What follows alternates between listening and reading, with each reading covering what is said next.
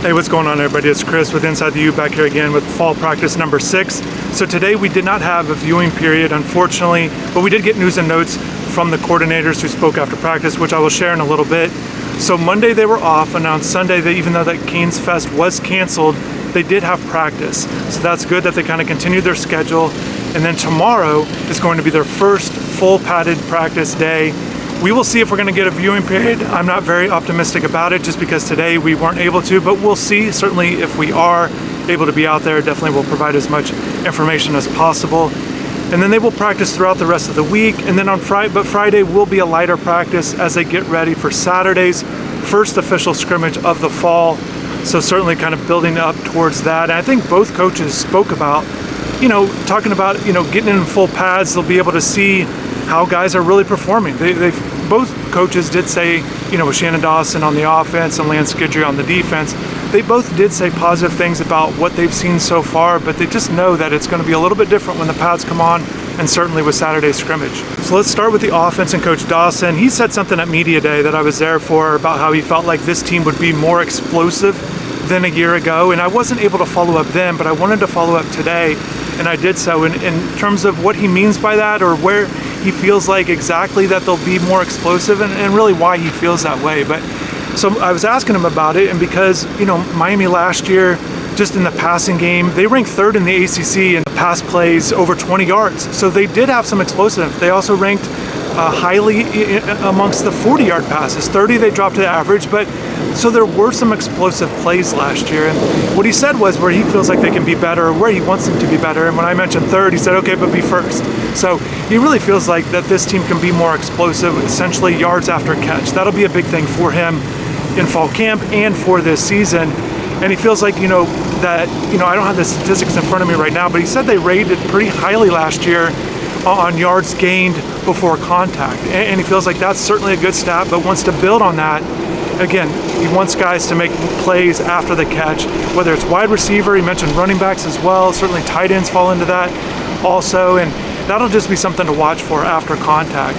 And I think a few players that could impact that. I thought in the spring, I touched on Xavier Restrepo's downfield ability to make one-on-one catches has improved, but I think his yards after catch could go up because I did see some signs in the spring that he was making improvements with that. So I think, his yards per catch could improve, his yards before contact could improve. I think he's a guy that could make guys miss immediately after he makes a catch. And I think the other guys at wide receiver too, whether it's Isaiah Horton with his size, Sam Brown with his speed, Jacoby George with, he's got his game-breaking speed as well as some agility. His yards per catch on the season last year was certainly good. So I think that those guys, and you bring in the youngsters and JoJo Trader and Ray Joseph, if those are your top six receivers, I think you've got guys that can make plays after the catch, can be more explosive. But I certainly think, even though Coach didn't focus on it, I do think the downfield passing ability with bigger pass plays through the air, with what Cam Ward likes to do through the air, things we've seen in practices, whether it's on air or that half line drill I keep talking about with the quarterback, the 2 offensive players, and the 3 defenders, we are seeing them stretch the field a little bit more than we've seen, or we've seen signs that they can be explosive down the field. So I think I think it all can work together, that this can be a team that is more explosive as Coach Dawson wants to see it. And Coach Dawson did have positive things to say about Damian Martinez with what he's seen there. He was asked about a guy like Chris Johnson because of his speed and skill set. How can you fit him into the offense? And Coach Dawson just said, and I think this does say a lot, even though he didn't want to say exactly, but that they'll do everything they can each and every week to game plan the best, get the best guys on the field, essentially. So I just think Chris is a guy that has to continue to work, kind of be a well-rounded running back, but certainly they like what they have in Martinez with what he's able to do. And I still think they're high on Fletcher, with Mark Fletcher, when he is going to be able to be a full participant in practices and in games. We will still see. I know Mark, I've spoken about this, Mark is certainly optimistic and feels like he will be ready for the opener against Florida, but we will see, and we will also see how the coaching staff brings him along throughout fall camp and early part of this season. As far as the defensive side of the ball with Coach Guidry, there were some things that stood out to me with him. And starting with the defensive line, I asked him about how the new defensive ends, Elijah Alston and Tyler Barron, are doing, and he was encouraged by both and said, look, Ruben Bain's been getting the most reps in practice among the ends, and felt like Alston was the second most, and Barron's kind of fitting in, as well as Akeem Mesidor. And he really likes what he's seen with Mesidor, who has been limited in practices, but they just want to make sure they're bringing him along slowly.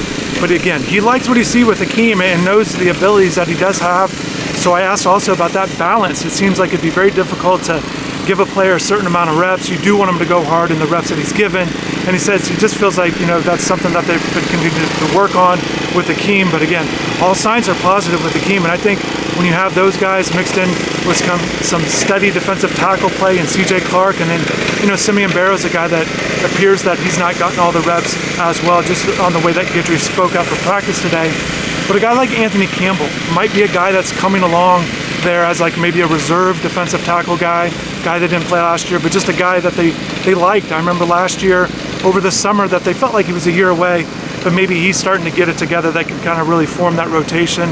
And then a young guy to keep an eye on, and I know this should excite people, and that's true freshman Justin Scott. Coach Guidry mentioned Scott as a guy that he likes what he's seen so far, just based on his athleticism, the way he works and practices. And again, he's one of these guys that once the full pads come on, that you'll really be able to see a difference with, especially at that position. But just that'll be something to watch for. How will Scott kind of handle those competitions against the offensive linemen that are older, and also that he's competing against other defensive tackles for that playing time, to be one of those top 4 guys in the rotation. And I did ask Guidry about the rotation he likes ideally about a defensive line. Is it as simple as playing 8 guys, essentially just a straight 2 deep, mix and match in there? But he said it just depends. Sometimes it's more. He feels like this year he does like what he has with the depth there. So we'll certainly see. And I think as camp goes on, player availability will be a big thing for the defensive line. But that's just something to watch for, that it might not just be set at 8.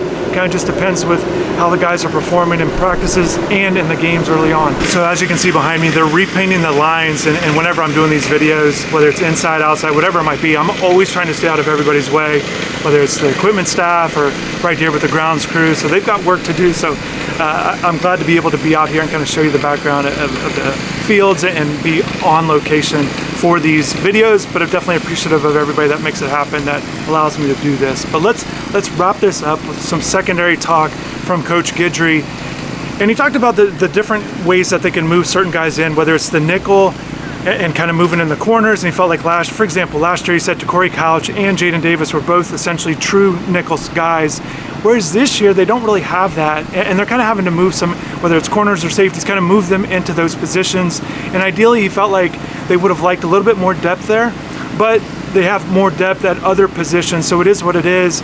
And one thing, something to watch for, is Michelle Powell, a guy playing safety, but today he worked at some nickel spots there. And Damari Brown's certainly a guy that can be used there as well. But Mish kind of can move around, and this will be something to watch for too, just because of who they line up against with their secondary and how they kind of line up in that front, with those guys. It could vary throughout the season based on the opponents they play. And it's certainly how guys play can matter as well. But that just might be something to watch for. It might be something to watch for throughout the entire season. So that is going to wrap it up for me here. I know I haven't spoken much about linebackers and certainly some other positions. I think even a little bit of Cam Ward. I feel like I haven't featured him quite a bit or enough as I should. It is starting to rain. I'm watching the guy kind of paint the lines here. It reminds me of a summer job I had in high school where I painted the chalk lines at baseball fields, and certainly not as straight as what he's doing here, but the precision is impressive. He's getting ready to do the second field, and raindrops are falling now, so I got to get out of here. But thanks for watching. Hopefully have a good rest of the day, and take care.